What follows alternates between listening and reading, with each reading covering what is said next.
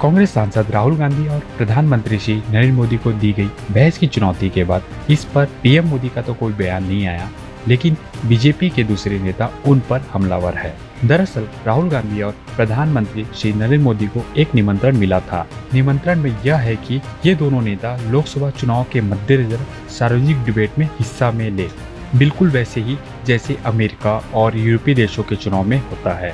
इस निमंत्रण को राहुल गांधी ने तो एक्सेप्ट कर लिया है, लेकिन पीएम मोदी का जवाब आना बाकी है।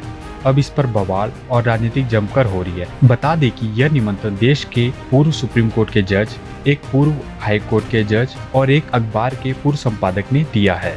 राहुल गांधी ने 11 मई को यह निमंत्रण स्वीकार करते हुए जो कहा, पहले वो सुनिए। मेरा सवाल आपसे ये है कि जस्टिस मदन बी लोकुर और मीडिया के काफी सारे साथियों ने आपको प्रधानमंत्री जी के साथ 1-to-1 डिबेट के लिए आमंत्रित किया है, तो ये न्योता स्वीकार करते हैं?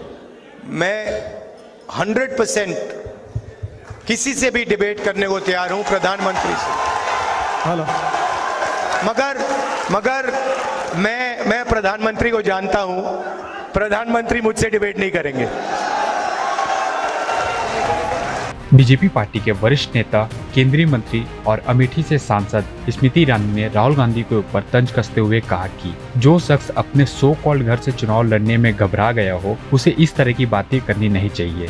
ईरानी ने यह भी कहा कि मैं राहुल गांधी से पूछना चाहती हूं कि क्या वह इंडिया गठबंधन के पीएम के उम्मीदवार है, जो प्रधानमंत्री के बराबर बैठ के इस प्रकार के डिबेट करना चाहते हैं। जिस व्यक्ति में इतनी हिम्मत नहीं कि वो भारतीय जनता पार्टी के एक सामान्य कार्यकर्ता से अपने सो कॉल्ड गढ़ में चुनाव लड़ सके, वो डींगे ना ही हाँके तो बेहतर।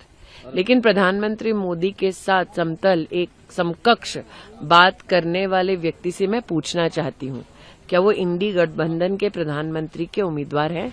राहुल गांधी और पीएम मोदी को मिले इस निमंत्रण पत्र में क्या लिखा था, अब जरा ये भी जान लेते हैं। मौजूदा लोकसभा चुनाव आधा पूरा हो चुका है।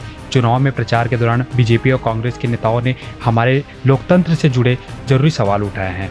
प्रधानमंत्री ने जहां कांग्रेस को धारा 370, आरक्षण और संपत्ति के बंटवारे पर सीधी चुनौती दी है, तो वहीं कांग्रेस ने प्रधानमंत्री पर संविधान में बदलाव, इलेक्टोरल बॉन्ड और चीन को जवाब देने जैसे मुद्दों पर सवाल पूछे हैं। हमने दोनों तरफ की बातें सुनी हैं, लेकिन अभी तक दोनों तरफ से नेताओं ने एक दूसरे के सवालों के जवाब नहीं दिए हैं। ऐसे में हमें लगता है कि राहुल गांधी और प्रधानमंत्री नरेंद्र मोदी को एक डिबेट में हिस्सा लेना चाहिए। इससे हमारा लोकतंत्र मजबूत होगा। इस निमंत्रण पर अब राजनीति शुरू हो गई है। खैर, इस मुद्दे पर अभी राजनीति लगातार चलती रहेगी। आगे जो कुछ भी इस पर अपडेट आएगा, हमें आरके न्यूज़ के जरिए आपको बताते रहेंगे।